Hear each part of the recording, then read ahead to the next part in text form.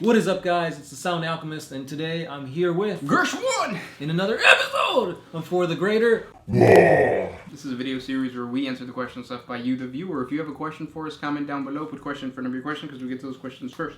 This is what the Fool06 did. He asked, during the War in Heaven, what type of units did the Old Ones use against the Necron tier? Then later against the Necrons and the Catan? The Black Fortresses. Yep, Blackstone Fortresses. Let's give them a quick background. So the War in Heaven, for all those that don't know, is before humanity even existed. There were two races. There was the Old Ones, which were basically like lizardmen. Think of the Slan. Exactly, yeah. Maybe. And then, because GW. And then there was the Necron tiers, which is basically what it would look like if the Necrons had skin and it was droopy skin. Mm-hmm. Think of the... to me, they kind of look like really old Tau.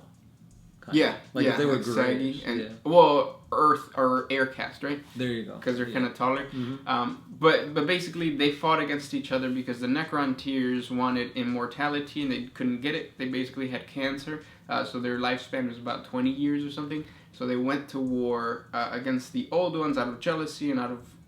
it was a way for them to unify the Necron tiered dynasties because they were splintered.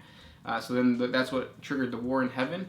Of course, the Necron tiers lost because the Necron tiers were not psychically powerful, but the Old Ones were, and the Old Ones had they built the webway, and they were using that to weave in and out of combat. And they had these things, these Blackstone Fortresses, which in the center of a Blackstone Fortress, if you play the Blackstone Fortress box set, you will know that there's a webway in there. Mm-hmm. So it's a portal to the warp, and some things led to another thing. They found the Catan. The Catan made a deal with the Necron tier, turned them into Necrons. They didn't like that, and blah, blah, blah. Yeah, so they had to go to sleep.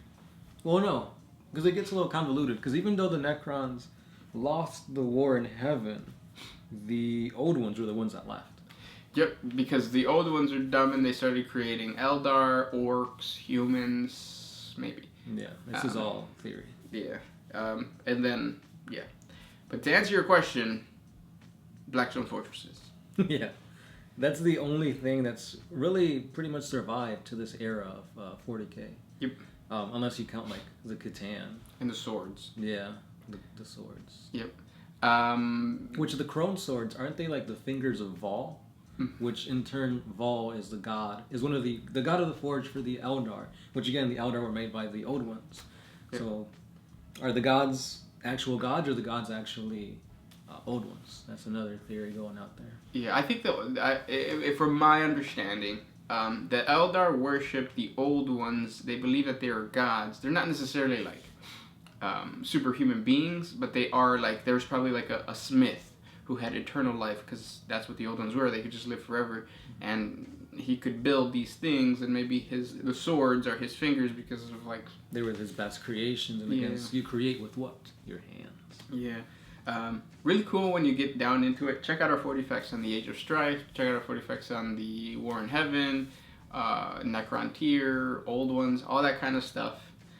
It's just full of like bunch of snippets. Yeah, like the Void Dragon fighting against Vol, the usage of the pylons. It all goes back to the War in Heaven, and that's just crazy.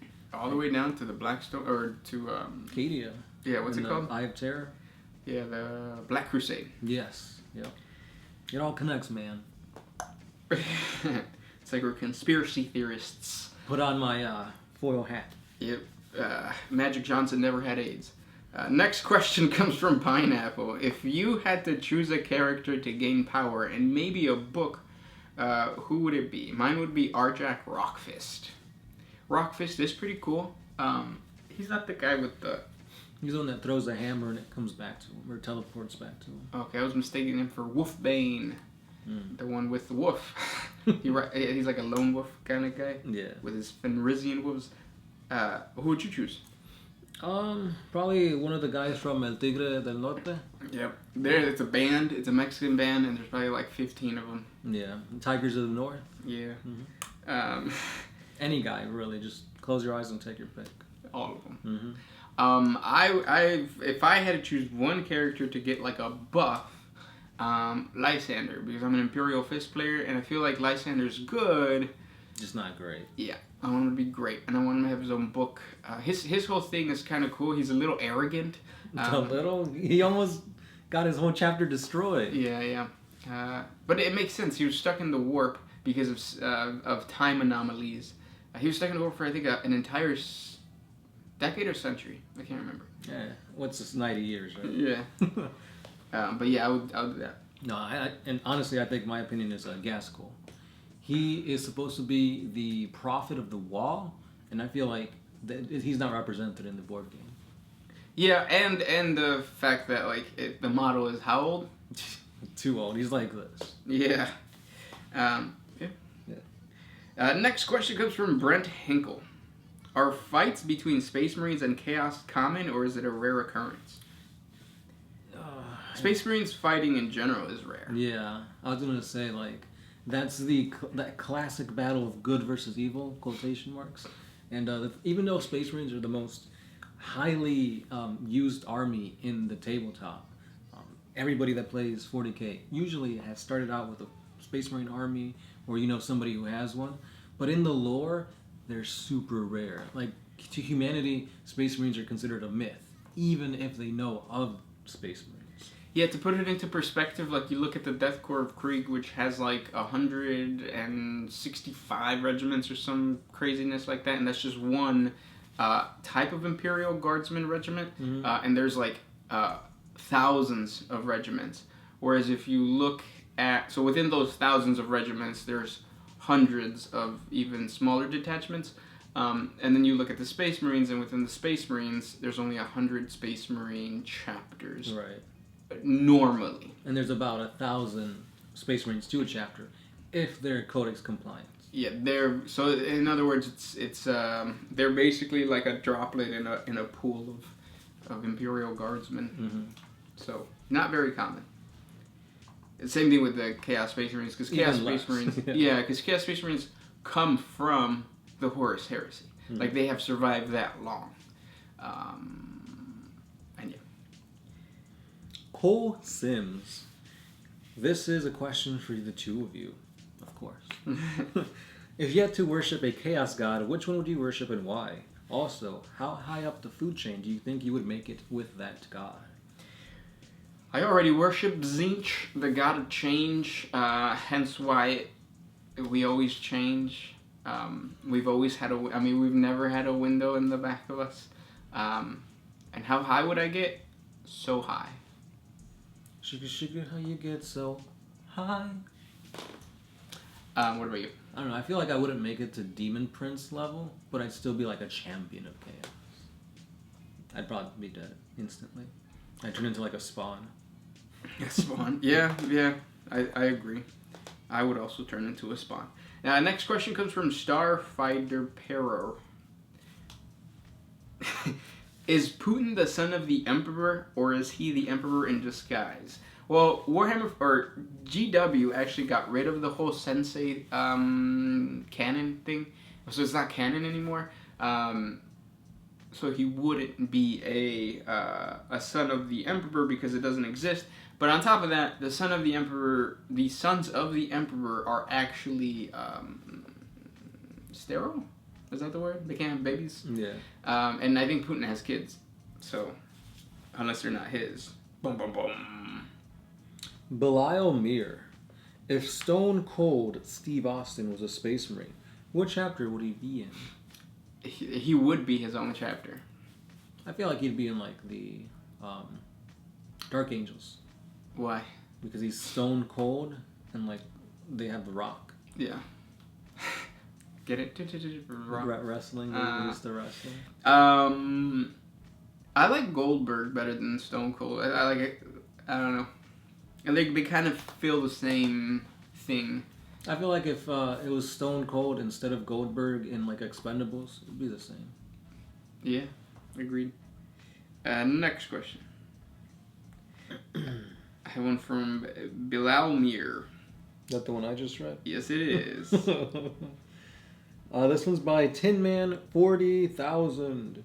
Do you guys think that Darkseid from the DC Comics can survive in the Warhammer 40K universe? And if so, do you think that he can fight the Chaos Gods? Definitely. Darkseid is like, reminds me of a Catan. Yeah, he's got like that kind of power. Like his eye beams, I forgot what they're called, but I think they erase you from existence. Like, and they like follow you and zigzag and stuff. Zigzag. Mm-hmm. So yeah, definitely very Catanish. Next question comes from John. A nice, wholesome name.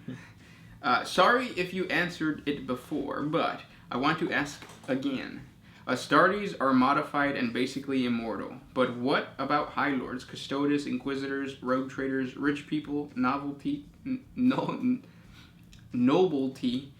Is that Nobility? a word? Nobility. Yeah. Okay, mutants, etc. in the 40K universe. Are all semi-Astartes? Alright, so let's start from the top. High Lords. Well, High Lords could be. Yep.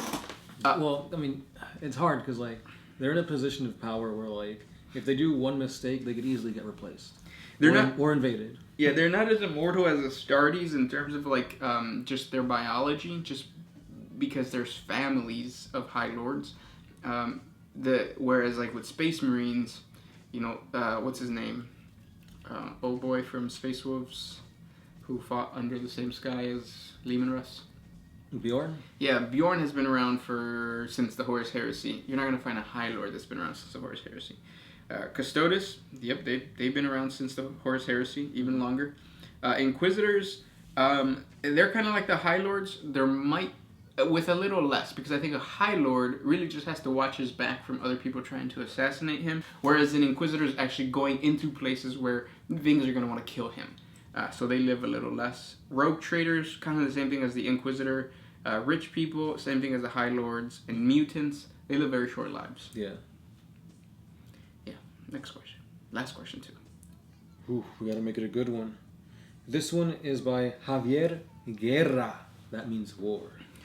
Do you guys think that Lucius could have defeated Angron during the Istvan III betrayal? Lucius the Eternal against the Primarch Angron? No. Yeah. I don't think so. As great of a swordsman that Lucius was, he's going up against the Primarch. Primarchs are in a different league. Yes. And those were the questions for today. If you guys have more questions for us, comment down below. We enjoy answering the questions. Don't forget we have a Patreon. $1 a month helps us create more videos for you guys. And, yeah. Stay spicy. Gershwan. Sound Alchemist. Out.